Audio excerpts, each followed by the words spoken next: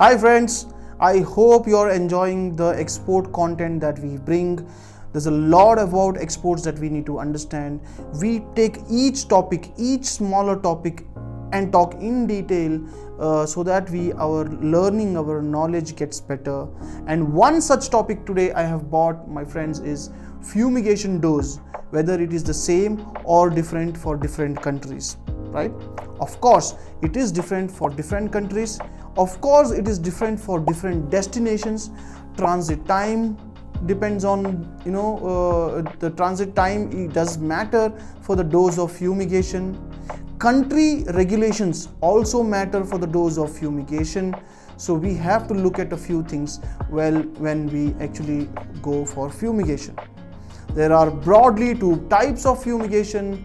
One is the tablets, ALT tablets that they use for fumigation. The other is methyl bromide gas that they use for fumigation.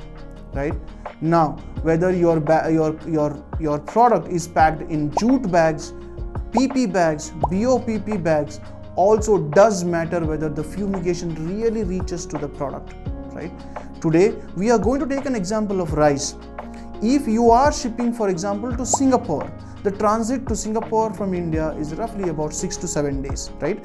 Which means in only about 6 days your container is going to reach there, which means your fumigation dose can be ALT tablets or it can be methyl bromide. But whether the empty container is fumigated first and then the stuffed container is fumigated, this has to be understood. If you are shipping to Sri Lanka, the transit time might be only 3 days. For 3 days, most of them might say that I am not going to do fumigation at all. It is going to just reach in 3 days. Is that correct? We'll answer that. For Middle East, the cargo is going to reach in about 5 to 6 days. Do I need to fumigate? Let's try and answer that. Well, whether the duration is less, the number of days is less or more, fumigation has to be a must. You are, say, for example, sitting in Delhi, your office is in Delhi, but you are shipping out of Chennai port, right? You don't have a team who goes there physically to check whether fumigation is really being done. Well, this is a very important thing as well. A lot of companies give you a bill, give you a certificate that fumigation has been done, but have they really fumigated? Do you have a proof? You have a photo, video of fumigation being done? This also becomes very, very necessary, my friends. So I would like to sum it up this way.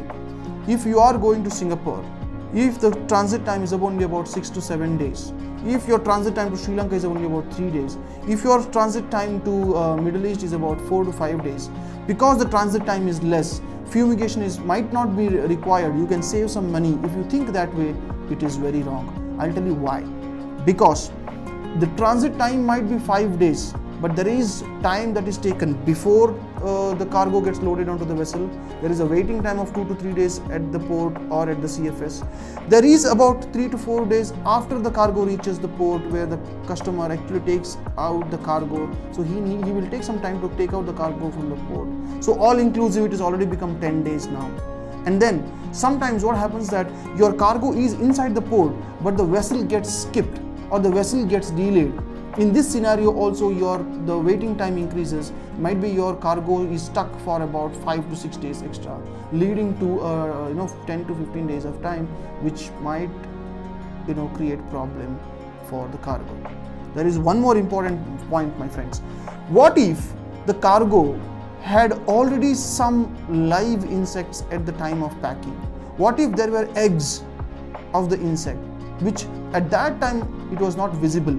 By the time it came to the CFS, got stuffed into a container, got onboarded onto a vessel, in this time the eggs then converted into insects. That is why you're not very sure, right? At this time, it is much better to actually have fumigated your container. It is best to have fumigated your container before stuffing, that is fumigation of empty container. You don't know where the container is stored in a container yard, right? There might be pests, there might be rodents, there might be a lot of things that might be in that container. Before the rice bags and stuff, it is better to do fumigation of empty containers first, so that if there is any pest inside, that dies off, and then you stuff the container with the fresh cargo. Well, countries also have specifications. For example, if you are shipping to Malaysia, Malaysia has a dosage of 80 grams, the measurement that has to be used. For Vietnam, you have to fumigate the empty container and the stuffed container. For Singapore, there are no strict rules. For Middle East, there are no strict rules. In Middle East, for Saudi, there are strict rules. For Dubai, there are not much strict rules. If you are shipping to US, there are strict rules. So it is again based on country, right? Who will tell you this? Either your customer will tell you this, or either your CHA, your agent who knows this, will tell you this, or the phytosanitary department who comes for inspection at the CFS at the time of stuffing will also tell you this, right? So you can check this from 3 places as to what are the fumigation requirements. If there is any specific fumigation requirements, it is best to do. Otherwise, most of the cases, a lot of times I have also noticed that the fumigation actually is not done at all. You get the bill, you get the certificate, but the fumigation company might not be really fumigating in actual at all. This is unacceptable. This is called cheating. But you or we as a business have to be very careful on the fumigation part, because then the whole cargo is infected, and then you will have quality claims which will come. Your customer is upset. The experience is bad. And then this could lead to a bad experience, and then it might lead to non-repeated sales, right? So let's all take care of this fumigation. It's very important. Thank you so much, friends.